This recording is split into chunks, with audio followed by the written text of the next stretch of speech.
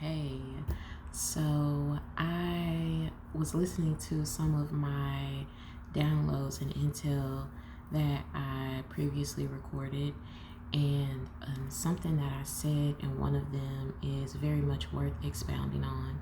So I wanted to come and record a video. Um, what I said was there is a very clear distinction between being receptive and taking, two very different things.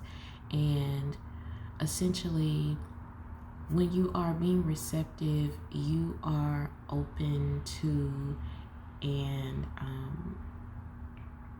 in the presence of however much or however little is being given at a time. There's a distinction there because there is a natural openness to what is, right?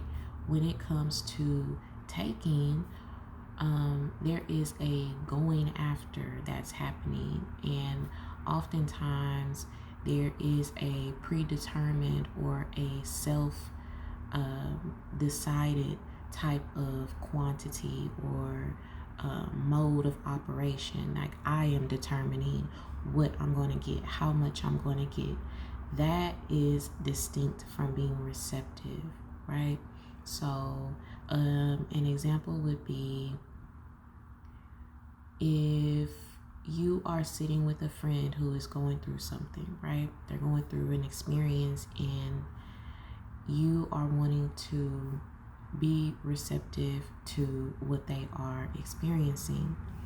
You being receptive and holding space with them would mean that you are sitting and open to what they want to share, however much they want to give, what aspects of it they want to give.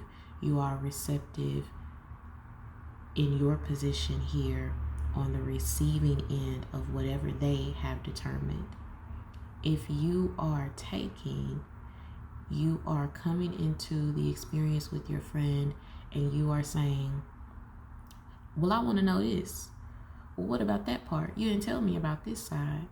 And there is a more self-focused going into to extract happening when you're taking.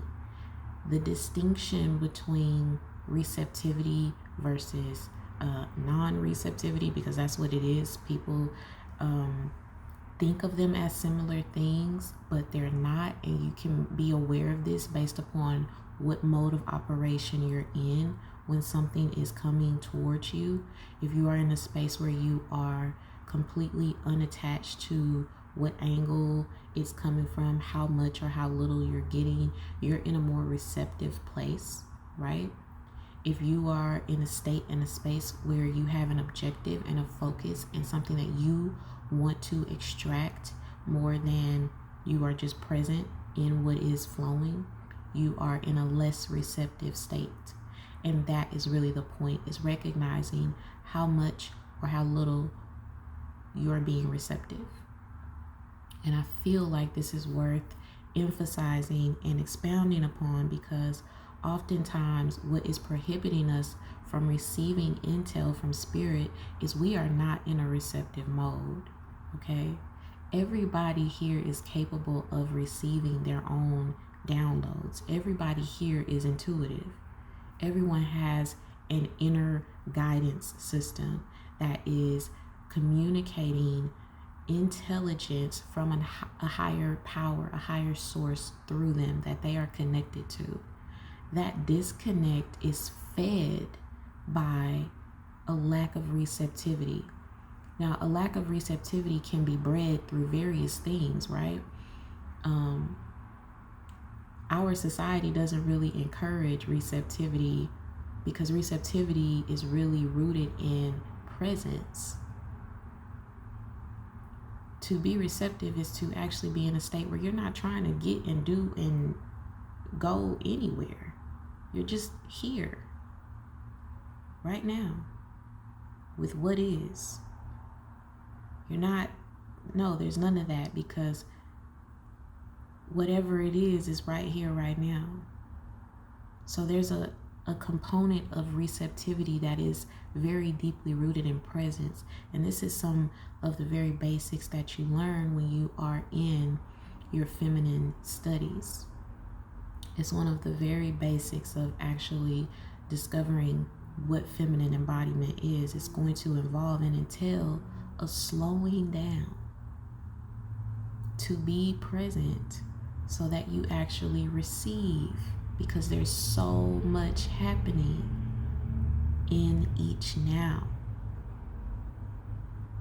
And so going back into those components that don't really support or encourage receptivity for many of us, it is the lack of presence and everything that feeds into that you can begin to address and acknowledge as things that are helping to further remove you from your inner guidance, because it's further removing you from your receptivity.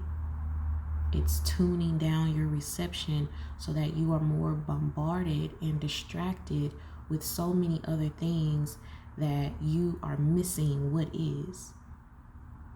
So distractions only really take effect because you are moving so fast that a distraction can distract you.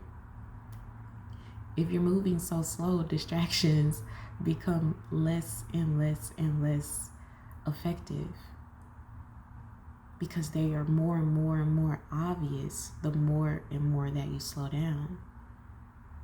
A distraction is blatant when you're moving very slow. It's like there's no way to not know that that's a distraction, because you're so still in the present. You're so aware in the slowing down. You're so aware in the reception, because you now see and you now know and you now hear internally that these other things are blatant and obvious, right? So they can't trip you up.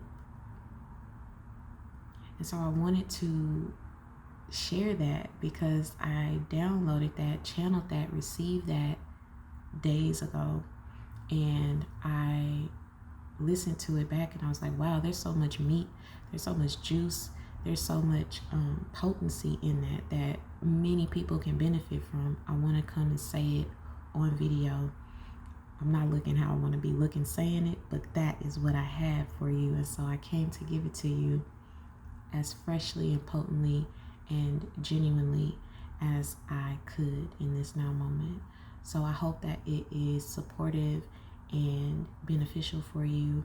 Thank you for listening and watching, and have a wonderful day.